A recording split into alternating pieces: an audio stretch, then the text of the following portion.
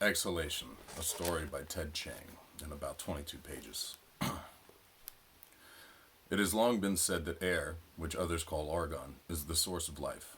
This is not in fact the case, and I engrave these words to describe how I came to understand the true source of life and, as a corollary, the means by which life will one day end. For most of history, the proposition that we draw life from air was so obvious that there was no need to assert it. Every day we consume 2 lungs heavy with air. Every day we remove the empty ones from our chest and replace them with full ones. If a person is careless and lets his air level run too low, he feels the heaviness of his limbs and the growing need for replenishment. It is exceedingly rare that a person is unable to get at least one replacement lung before his installed pair runs empty. On those unfortunate occasions where this has happened, when a person is trapped and unable to move, with no one nearby to assist him, he dies within seconds of his air running out. But in the normal course of life, our need for air is far from our thoughts, and indeed many would say that satisfying that need is the least important part of going to the filling stations. For the filling stations are the primary venue for social conversation, the places from which we draw emotional sustenance as well as physical. We all keep spare sets full of lungs in our homes, but when one is alone, the act of opening one's chest and replacing one's lungs can seem little better than a chore. In the company of others, however, it becomes a communal activity, a shared pleasure. If one is exceedingly busy or feeling unsociable, one may simply pick up a pair of full lungs, install them, and leave one's emptied lungs on the other side of the room. If one has a few minutes to spare, it's simple courtesy to connect the empty lungs to an air dispenser and refill them for the next person. But by far the most common practice is to linger and enjoy the company of others, to discuss the news of the day with friends or acquaintances, and, in passing, offer newly filled lungs to one's interlocutor. While this perhaps does not constitute air sharing in the strictest sense, there is camaraderie derived from the awareness that all our air comes from the same source. For the same dispensers, they are just but exposed terminals of pipes extending from the reservoir of air deep underground, the great lung of the world, the source of all our nourishment. Many lungs are returned to the same filling station the next day, but just as many circulate to other stations when people visit neighboring districts. The lungs are all identical in appearance, smooth cylinders of aluminum, so one cannot tell whether a given lung has always stayed close to home or whether it has traveled long distances. And just as lungs are passed between persons and districts, so are news and gossip. In this way, one can receive news from remote districts, even those at the very edge of the world, without needing to leave home, although I myself enjoy traveling. I have journeyed all the way to the edge of the world and seen the solid chromium wall that extends from the ground up into the infinite sky. It was at one of the filling stations that I first heard the rumors that prompted my investigation and led to my eventual enlightenment. It began innocently enough with a remark from our district's public crier. At noon of the first day of every year, it is traditional for the crier to recite a passage of verse, an ode composed long ago for this annual celebration, which takes exactly 1 hour to deliver. The crier mentioned that on his most recent performance, the turret clock struck the hour before he had finished, something that had never happened before.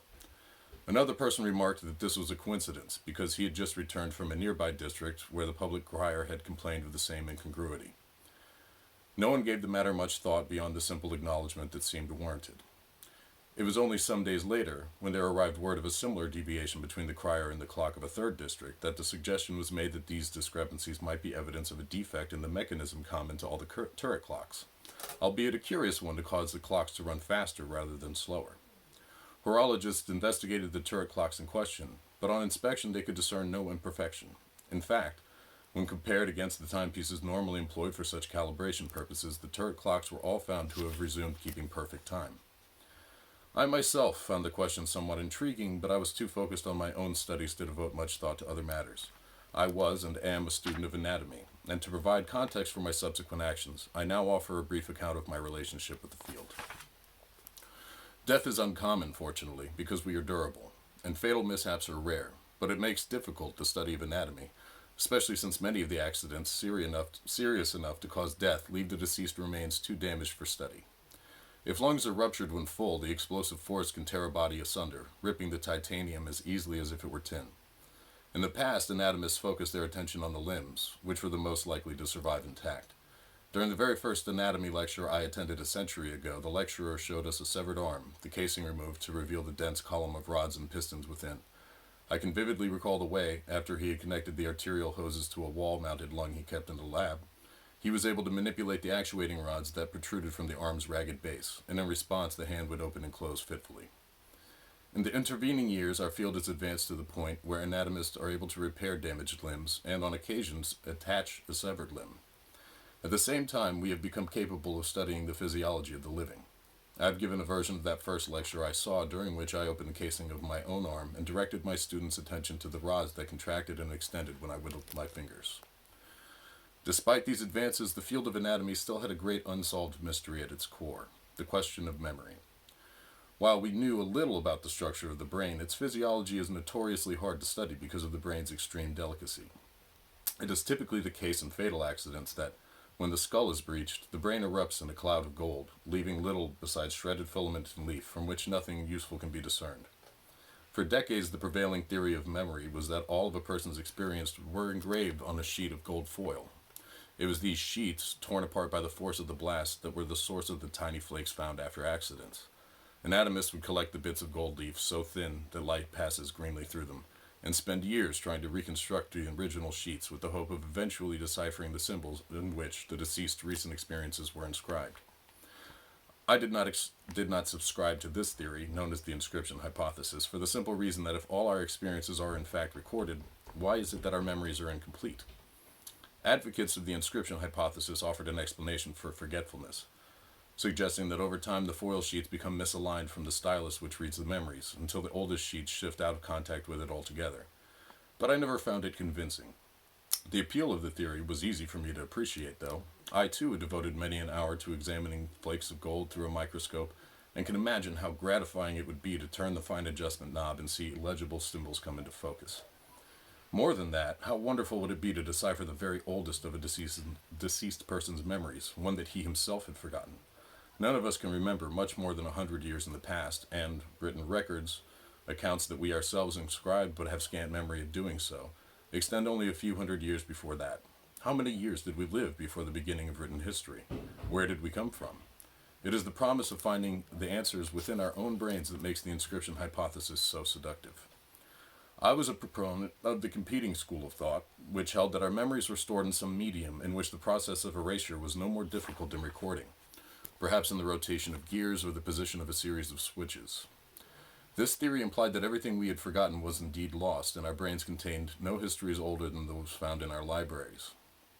One advantage of this theory was that it better explained why, when lungs were installed in those who have died from lack of air, the revived have no memories and are all but mindless automatons. Somehow the shock of death had reset all the gears or switches. The inscriptionists claimed the shock had merely misaligned the foil sheets, but no one was willing to kill a living person, even an imbecile, in order to resolve the debate. I had envisioned an experiment which might allow me to determine the truth conclusively, but it was a risky one, and deserved careful consideration before it was undertaken. I remained undecided for the longest time until I heard more news about the clock anomaly. Word arrived from a Moore district that its public crier had likewise observed the current clock striking the hour before he had finished his New Year's recital. What made this notable was that his district's clock employed a different mechanism, one in which the hours were marked by the flow of mercury into a bowl. Here the discrepancy could not be explained by a common mechanical fault. Most people suspected fraud, a practical joke perpetuated by mischief makers. I had a different suspicion, a darker one that I dared not voice, but it decided my course of action. I would proceed with my experiment. The first tool that I constructed was the simplest. In my laboratory, I fixed 4 prisms on mounting brackets and carefully aligned them so that their apexes formed the corners of a rectangle.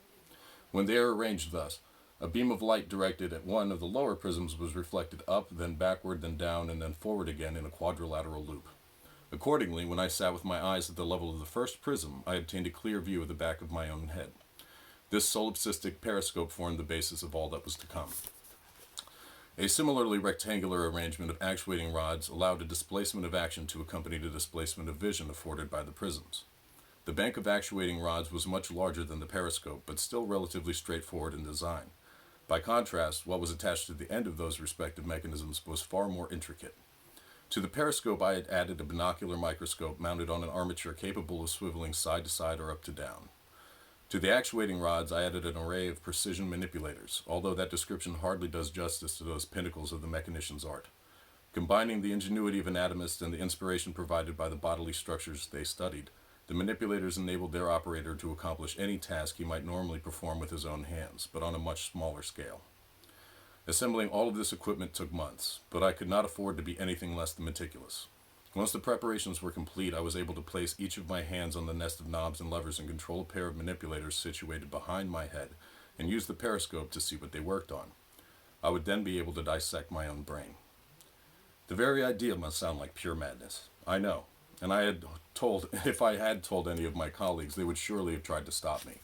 But I could not ask anyone else to risk themselves for the sake of anatomical inquiry. And because I wished to conduct a dissection myself, I would not be satisfied by merely being a passive subject of such an operation. Auto-dissection was the only option. I brought in a dozen full lungs and connected them with a manifold. I mounted this assembly beneath the work table that I would sit at and positioned a dispenser to connect directly to the bronchial inlets within my chest. This would supply me with a 6-day worth of air. To provide for the possibility that I may not have completed my experiment within that period, I had scheduled a visit from a colleague at the end of that time. My presumption, however, was that the only way I would not have finished that operation in that period would be if I had caused my own death. I began by removing the deeply curved plate that formed the back and top of my head, then the two more shallowly curved plates that formed the sides. Only my face plate remained, but it was locked into a restraining bracket, and I could not see its inner surface from the vantage point of my periscope. What I saw exposed was my own brain. It consisted of a dozen or more sub-assemblies, whose exteriors were covered by intricately molded shells. By positioning the periscope near the fissures that separated them, I gained a tantalizing glimpse of the fabulous mechanisms within their interiors. Even with what little I could see, I could tell it was the most beautifully complex engine I'd ever beheld, so far beyond any device man had constructed that it was incontrovertibly of divine origin. The sight was both exhilarating and dizzying, and I savored it on a strictly aesthetic basis for several minutes before proceeding with my explorations.